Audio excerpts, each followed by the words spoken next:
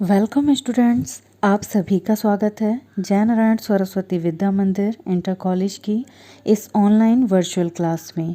And me Swati Agrawal starting from the very first video of computer. Through this video you are going to know the basic fundamentals of computer and about the communication। Basic fundamentals अर्थात computer का मूलभूत परिचय, communication यानी संचार। तो आइए जानते हैं कंप्यूटर क्या है। कंप्यूटर एक इलेक्ट्रॉनिक यंत्र है। इलेक्ट्रॉनिक यानी बिजली से चलने वाली मशीन।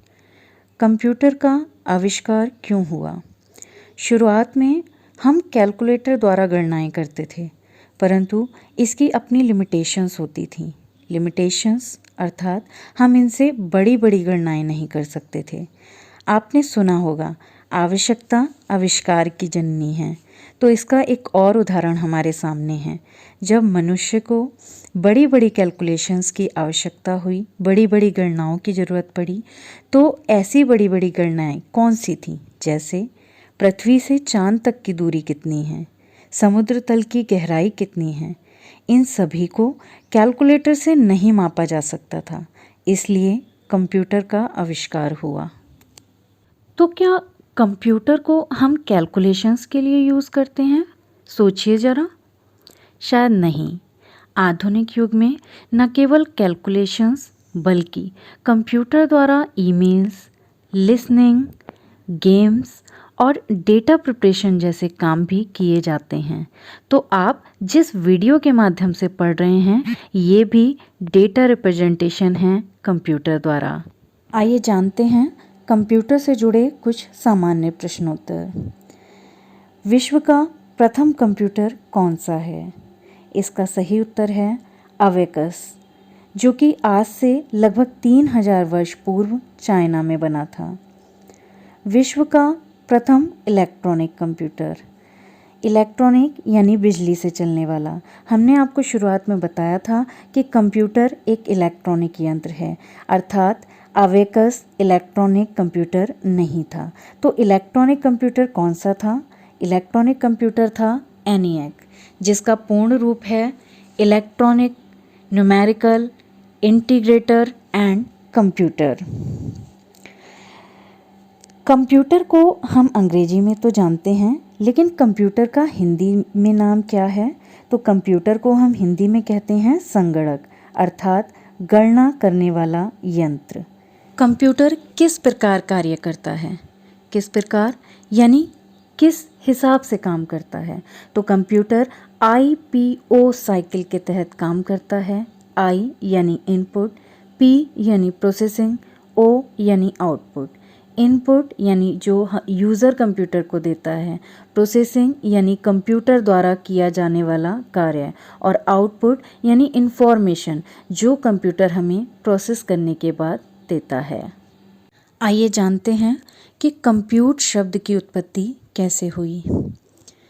कंप्यूट शब्द, कुछ लोगों का मत है कि इस शब्द को अंग्रेजी भाषा से लिया गया है। ये अंग्रेजी भाषा का शब्द है, लेकिन कुछ लोग मानते हैं कि इसे लैटिन भाषा से लिया गया है।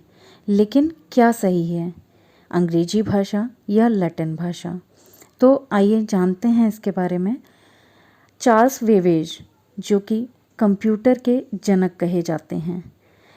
चार्ल्स बेबेज लंदन में रहते थे और लंदन की आधिकारिक भाषा अंग्रेज़ी है, और इसीलिए अंग्रेजी से ही इस शब्द को लिया गया है।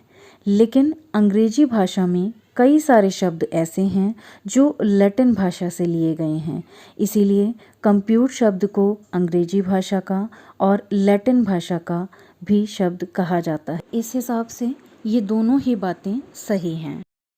संचार, जानते हैं कम्युनिकेशन क्या होता है?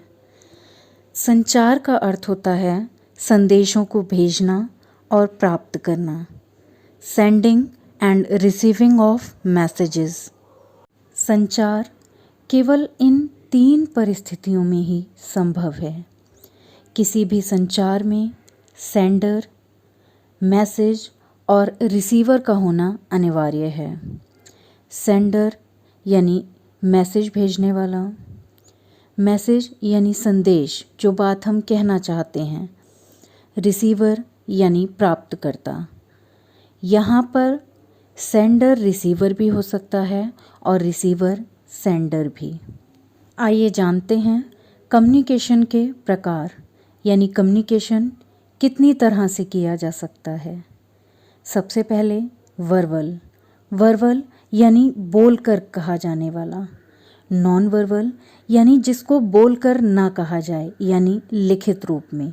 संचार के दो रूप होते हैं, मौखिक और लिखित।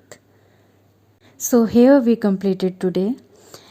In my next video, I will tell you about the different tools of communication.